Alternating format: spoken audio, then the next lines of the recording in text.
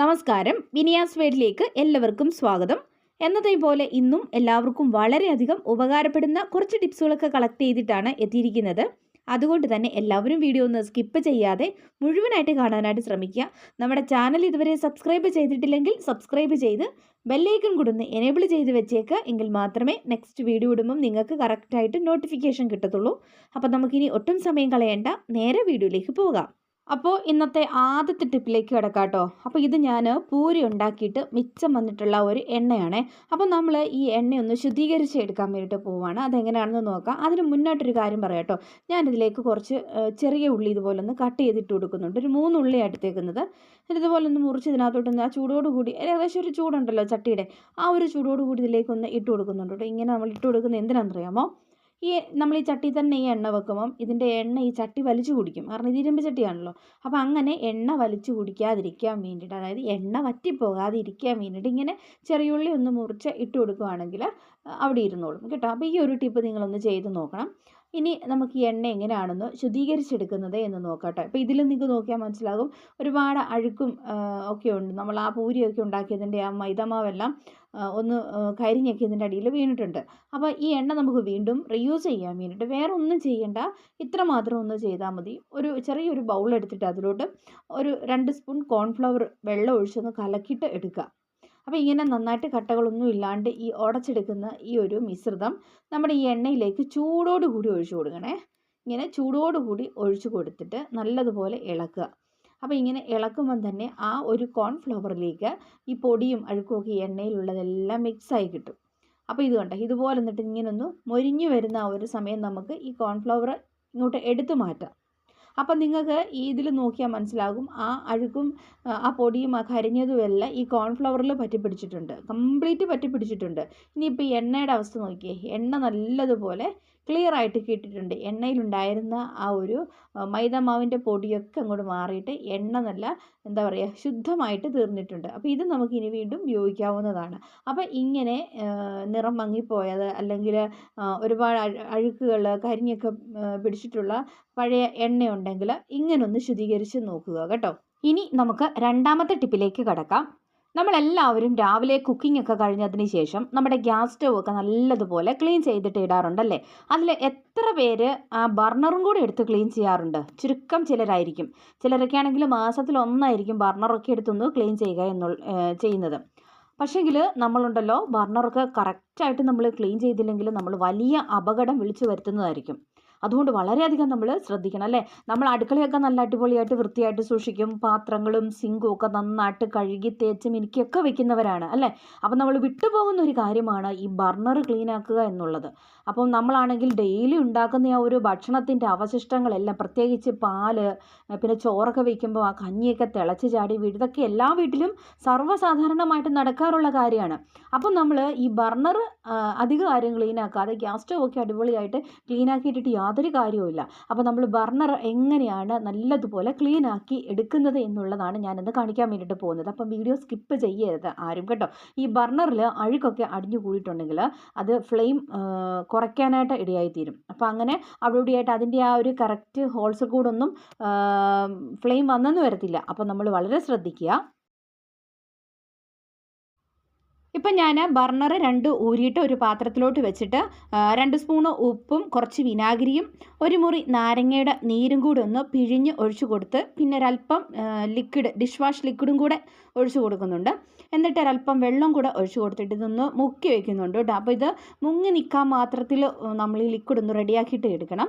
എന്നിട്ട് നമുക്ക് നമ്മുടെ സമയത്തിനനുസരിച്ചിട്ട് കുറഞ്ഞത് ഒരു മണിക്കൂറൊക്കെ വെക്കുകയാണെങ്കിൽ നല്ലതുപോലെ തന്നെ ആ ചെളിയെല്ലാം ഇളകി വരുന്നതായിരിക്കും കേട്ടോ. ഇപ്പം എനിക്ക് സമയം ഉണ്ടായിരുന്നില്ല, ഞാൻ വീഡിയോയ്ക്ക് വേണ്ടിയിട്ടായതുകൊണ്ട് ഞാനൊരു അരമണിക്കൂറൊക്കെ വെച്ചിട്ടുണ്ടായിരുന്നുള്ളൂ. അപ്പം നിങ്ങൾക്ക് സമയം അനുസരിച്ചിട്ട് ഇത് ചെയ്യാം. ചിലപ്പം നിങ്ങൾക്ക് ടൈം കിട്ടിയില്ല എങ്കിൽ നിങ്ങൾ വൈകിട്ട് ഇത് ചെയ്ത് വെക്കുക, എന്നിട്ട് രാവിലെ എടുത്തിട്ട് ക്ലീൻ ചെയ്താൽ മതി. അപ്പം നല്ലപോലെ ക്ലീനായിട്ട് കിട്ടും കേട്ടോ. ഇതിപ്പം ഞാൻ അരമണിക്കൂർ കഴിഞ്ഞിട്ട് ഇതേണ്ട എടുത്തിട്ടുണ്ട്. കൈ വെച്ചിട്ട് ചുമ്മാ ഇങ്ങനെ ഒന്ന് ഉരച്ചു കൊടുക്കുമ്പോൾ അപ്പം നിങ്ങൾ ഒരു രാത്രി ഫുള്ളായിട്ട് വെക്കുകയാണെങ്കിൽ നല്ല അടിപൊളിയായിട്ടിട്ട് ക്ലീനാക്കി എടുക്കാൻ വേണ്ടിയിട്ട് പറ്റും കേട്ടോ. അപ്പോൾ സമയമുള്ളവർ അങ്ങനെ ചെയ്യുക. ഇതിപ്പോൾ ഞാൻ ബ്രഷൊക്കെ ഉപയോഗിച്ച് ഒന്ന് ഉരച്ച് തേച്ച് കഴുകി എടുത്തതാണ്. അപ്പോൾ ഇത് കണ്ടാൽ തന്നെ നിങ്ങൾക്ക് അറിയാമല്ലോ എത്രമാത്രം ഇത് ക്ലീൻ ആയിട്ടുണ്ട് എന്ന്. അപ്പോൾ ഇങ്ങനെ നമ്മൾ ക്ലീൻ ആക്കിയത് കൊണ്ടായില്ല കേട്ടോ. അപ്പോൾ ഇതിൻ്റെ ആ ഒരു ഹോൾസ് ഉണ്ടല്ലോ, അവിടെയൊക്കെ അടഞ്ഞിട്ട് എന്തെങ്കിലുമൊക്കെ വേസ്റ്റ് വന്നിട്ട് ഇരിപ്പുണ്ടായിരിക്കും. അപ്പോൾ നമ്മളിങ്ങനെ ബ്രഷ് വെച്ചിട്ട് കഴുകിയാലൊന്നും അത് പോവില്ല. ഇതേപോലെ ടൂത്ത് പിക്ക് എടുക്കുക. ടൂത്ത് പിക്ക് എടുത്തിട്ട് ഓരോ ഹോൾസിലും ഇങ്ങനെ കുത്തി കൊടുക്കുക കേട്ടോ. അപ്പം നിങ്ങൾ ആ ടൂത്ത് പിക്കിൻ്റെ സൈഡിലോട്ട് നോക്കിക്കുക, ബ്ലാക്ക് കളറിൽ കണ്ടോ ആ ചെളിയൊക്കെ.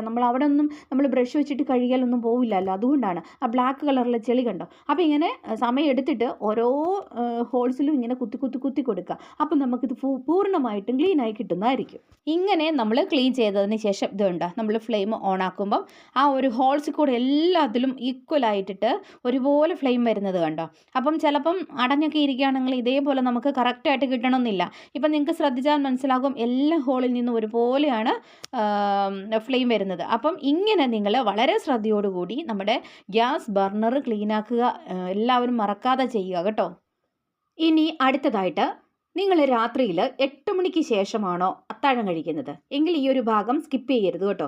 ഇന്നത്തെ കാലത്തെ തിരക്കേറിയ ജീവിതക്രമം നമ്മുടെ ഭക്ഷണ സമയം പലപ്പോഴും വൈകിപ്പിക്കാറുണ്ട് അല്ലേ. രാത്രി ഭക്ഷണത്തിൻ്റെ കാര്യം പറയാതിരിക്കുന്നതായിരിക്കും നല്ലത്. വൈകി അത്താഴം കഴിക്കുന്ന ശീലം ഇന്ന് വളരെ സാധാരണമാണ് അല്ലേ. അപ്പം വൈകി ഭക്ഷണം കഴിക്കുന്ന ദഹന പ്രശ്നങ്ങൾ, രക്തത്തിലെ പഞ്ചസാരയുടെ അളവ് കൂടുന്നത്, അങ്ങനെ ഒരുപാട് ആരോഗ്യ പ്രശ്നങ്ങളിലേക്കാണ് വഴി തെളിക്കുന്നത് എന്ന് നമുക്ക് ആർക്കും അറിയാൻ മേലാഞ്ഞിട്ടൊന്നുമല്ല. പക്ഷേ നമ്മുടെ ജീവിത സാഹചര്യം കൊണ്ട് നമ്മളങ്ങ് വൈകി ഭക്ഷണം കഴിച്ചു പോകുന്നതാണ് അല്ലേ. ഇങ്ങനെ വൈകി ഭക്ഷണം കഴിക്കുന്നത് ശരീരഭാരം കൂടാൻ വേണ്ടിയിട്ട് ഇടയായിത്തീരും. അത് ദഹനത്തെ ബാധിക്കും. അപ്പോൾ ദഹനക്കേട്, ആസിഡ് റിഫ്ലക്സ്, മറ്റ് ഗ്യാസ്ട്രിക് പ്രശ്നങ്ങൾ എന്നിവയൊക്കെ ഉണ്ടാകും. രാത്രി 8 മണിയാണ് ഭക്ഷണം കഴിക്കാൻ വേണ്ടിയിട്ട് ഏറ്റവും യോജിച്ച സമയമെങ്കിലും എല്ലാവർക്കും അത് പിന്തുടരാൻ സാധിച്ചെന്ന് വരത്തില്ല. എങ്കിലും ആരോഗ്യത്തിന് വേണ്ട ഭക്ഷണം കഴിക്കുന്ന സമയവും ഉറങ്ങുന്ന സമയവും തമ്മിൽ അല്പം ഒരു ഇടയൊക്കെ നൽകണമല്ലോ. അപ്പോൾ ചില കാര്യങ്ങളൊക്കെ ഒന്ന് നമ്മൾ ശ്രദ്ധിക്കുവാണെങ്കിൽ രാത്രി വൈകി ഭക്ഷണം കഴിക്കുന്ന ശീലം നമുക്ക് പാടെ ഒഴിവാക്കാൻ വേണ്ടിയിട്ട് സാധിക്കും. അപ്പോൾ എല്ലാവരും ആ ഒരു കാര്യം ഒന്ന് ശ്രദ്ധിക്കും. ഇനി അടുത്ത ടിപ്പിന് വേണ്ടിയിട്ട് ഞാനിവിടെ പഴയ ഒരു ട്രോഫിയാണ് എടുത്തിരിക്കുന്നത്. അപ്പോൾ ഇതുപോലെ നിങ്ങളുടെ കയ്യിലുള്ള ചെമ്പിൻ്റെ പാത്രങ്ങൾ, ഗ്ലാസ്സുകൾ, പഴയ ട്രോഫികളൊക്കെ ഉണ്ടെങ്കിൽ എടുത്തോ. നമുക്ക് ആ ക്ലാവൊക്കെ ഒന്ന് മാറ്റി, തുരുമ്പൊക്കെ ഉണ്ടെങ്കിൽ അതൊക്കെ ഒന്ന് മാറ്റിയിട്ട് നല്ലപോലെ ആക്കി പുതിയതാക്കി എടുക്കാൻ വേണ്ടിയിട്ട് ഇതുപോലെ കുറച്ച് ടൊമാറ്റോ സോസ് മതിയായിരിക്കും. ഞാനൊരു ബ്രഷ് വെച്ചിട്ട് ഇതിലേക്ക് ഈ ടൊമാറ്റോ സോസ് ഒന്ന് നല്ലപോലെ സ്പ്രെഡ് ചെയ്തിട്ട് കൊടുക്കുന്നുണ്ട് കേട്ടോ.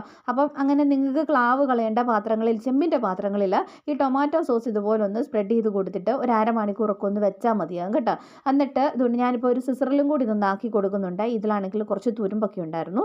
അപ്പം ഇതിലും കൂടി നന്നായിട്ടൊന്ന് സ്പ്രെഡ് ചെയ്ത് കൊടുത്തതിന് ശേഷം ഒരു അരമണിക്കൂർ ഒന്ന് മാറ്റി വെക്കുന്നുണ്ട്. അതിനുശേഷം ഒന്ന് ഉരച്ച് കഴുകി എടുക്കുമ്പോൾ ഇത് കണ്ടോ, നല്ലപോലെ ആ ഒരു ക്ലാവൊക്കെ പോയിട്ട് നന്നായിട്ട് തിളക്കം കിട്ടിയിട്ടുണ്ട്. അതുപോലെ തന്നെ ഈ സിസർ ആണെങ്കിലും നല്ലതുപോലെ ആ കളറൊക്കെ ഒന്ന് മങ്ങിയിരുന്നായിരുന്നു. കുറച്ച് തുരുമ്പ കാര്യങ്ങളൊക്കെ ഉണ്ടായിരുന്നു. എല്ലാം പോയിട്ടിട്ട് നല്ല പുതിയതുപോലെ ആയിട്ടുണ്ട്. അപ്പോൾ ഇതുപോലെ നിങ്ങളും കൂടി ഒന്ന് ട്രൈ ചെയ്തിട്ട് നോക്കാനായിട്ട് മറക്കല്ലേ. ഇനി ഇന്നത്തെ ലാസ്റ്റത്തെ ടിപ്പിലേക്ക് കടക്കാം കേട്ടോ. മുടികൊഴിച്ചിലൊന്നുമില്ലാതെ, താരനൊന്നുമില്ലാതെ തിളക്കമാർന്ന സമൃദ്ധമായിട്ടുള്ള ആരോഗ്യമുള്ള മുടിയാണ് എല്ലാവരുടെയും സ്വപ്നം അല്ലേ. എന്നാൽ ആ സ്വപ്നം സാക്ഷാത്കരിക്കണമെങ്കിൽ നമ്മൾ കെമിക്കലുകളുടെ പുറകെ പോയിട്ടൊന്നും ഒരു കാര്യവുമില്ല. തികച്ചും നാച്ചുറലായിട്ടുള്ള കേശ സംരക്ഷണ മാർഗങ്ങൾ മാത്രമേ എന്നും ഫലപ്രദമായിരിക്കുകയുള്ളൂ. ആ ഒരു കാര്യം നമ്മൾ മറക്കരുത്. കെമിക്കലുകളുടെ പുറകെയൊക്കെ പോയിട്ട് വെറുതെ നമ്മുടെ ഉള്ള മുടിയും കൂടെ പോകും എന്ന് മാത്രം. അപ്പം ഈ മുടികൊഴിച്ചിൽ, താരൻ തുടങ്ങി നിരവധി പ്രശ്നങ്ങളാണ് മുടിയെ ബാധിക്കാറുള്ളതെന്ന് നിങ്ങൾക്ക് അറിയാമല്ലോ. അപ്പോൾ അതിന് മികച്ച ഒരു ജെല്ലാണ് നമ്മൾ ഇന്ന് ഉണ്ടാക്കിയെടുക്കാൻ വേണ്ടിയിട്ട് പോകുന്നത്. അപ്പോൾ വീഡിയോ സ്കിപ്പ് ചെയ്യരുത്. വേറെ ഒന്നുമല്ല, ഫ്ലാക്സ് സീഡ് തന്നെയാണ് അത് കേട്ടോ. ഫ്ലാക്സ് സീഡിൻ്റെ ആരോഗ്യ ഗുണങ്ങൾ ഞാൻ പറയാതെ തന്നെ നിങ്ങൾക്ക് ഒരുമാതിരിപ്പെട്ട എല്ലാവർക്കും തന്നെ അറിയാം. ചണവിത്താണ് ഫ്ലാക്സ് സീഡ് എന്ന് പറയുന്നത്. ഇത് ആരോഗ്യത്തിനും സൗന്ദര്യത്തിനും ഒക്കെ വളരെയധികം ഗുണപ്രദമാണ്. ഇതിൽ ഫാറ്റി ആസിഡും ആൻറ്റി ഓക്സിഡൻറ്റുകളും നാരുകളും ഒക്കെ ഉണ്ട്. അതുപോലെ തന്നെ ഒമേഗ 3 ഫാറ്റി ആസിഡുകളുണ്ട്. ഇത് ജലാംശം നിലനിർത്താൻ വേണ്ടിയിട്ട് സഹായിക്കുന്നു. തലയോട്ടിയിലെ ചൊറിച്ചിൽ, താരന്, വീക്കം, പാടുകൾ എന്നിവയൊന്നുമില്ലാതെ തന്നെ നമുക്ക് തിളക്കമാർന്ന മുടി നൽകാൻ വേണ്ടിയിട്ട് ഇടയാകും. അപ്പോൾ ഇതാ ഞാനിവിടെ ഒരു 3-4 സ്പൂണ് ഫ്ലാക്സ് സീഡ് എടുത്തിട്ടുണ്ട് കേട്ടോ.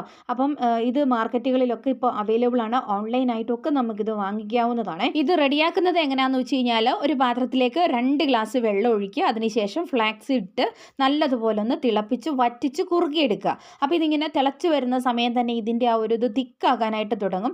അപ്പോൾ അങ്ങനെ തിക്കായി വരുന്ന ആ ഒരു സമയം നമുക്ക് ഫ്ലെയിം ഓഫ് ചെയ്യാം. ഓഫ് ചെയ്തിട്ട് ഒന്ന് തണുക്കാൻ വേണ്ടിയിട്ട് മാറ്റി വയ്ക്കുക. മുഴുവനായിട്ടും തണുക്കണ്ട കേട്ടോ. നമുക്ക് കൈ കൊണ്ട് ഇതൊന്ന് അരിച്ച് ഇങ്ങനെ ഒന്ന് ഒരു കോട്ടൺ തുണിയിലൂടെ ഒന്ന് പിഴിഞ്ഞ് എടുക്കാൻ പരുവത്തിനുള്ള ഒരു ചൂടിൽ തന്നെ നമ്മളിതൊന്ന് അരിച്ച് ഇതുപോലൊന്ന് പിഴിഞ്ഞ് എടുക്കുക. അപ്പം നിങ്ങൾക്ക് കണ്ടാൽ മനസ്സിലാവില്ല, ഇതൊരു ജെല്ല് ടൈപ്പിലാണ് നമുക്ക് കിട്ടുന്നത്. അപ്പം ഈ ഒരു ജെല്ല് ആണ് നമ്മുടെ മുടിക്ക് കരുത്തും തിളക്കവും ആരോഗ്യവും ഒക്കെ നൽകുന്നത്. അപ്പം ഈ ഒരു ജെല്ല് നമ്മൾ ഉണ്ടാക്കി ഫ്രിഡ്ജിൽ വെക്കുകയാണെങ്കിൽ നമുക്ക് മാസത്തോളം നമുക്കിത് ഉപയോഗിക്കാൻ വേണ്ടിയിട്ട് പറ്റും കേട്ടോ. അപ്പോൾ ഇത് മുടി ഇഴകളിൽ നല്ലതുപോലെ ഒന്ന് അപ്ലൈ ചെയ്തിട്ട് കൊടുക്കുക. എന്നിട്ട് മസാജ് ചെയ്യുക. കുറഞ്ഞത് ഒരു അരമണിക്കൂറെങ്കിലും ഇതിങ്ങനെ മുടിയിൽ വെച്ച് പിടിപ്പിക്കുക. അതിനുശേഷം അരമണിക്കൂറിന് ശേഷം നിങ്ങളൊന്ന് വെറുതെ ഒന്ന് വാഷ് ചെയ്താൽ മതി കേട്ടോ. ഇതിന് സ്മെല്ലോ കാര്യങ്ങളോ ഒന്നും തന്നെയില്ല. ഇനി ഷാമ്പു ഉപയോഗിക്കേണ്ടവർക്ക് ഒരു മൈൽഡ് ഷാമ്പു ഉപയോഗിക്കാവുന്നതാണ്, വേണമെന്നില്ല.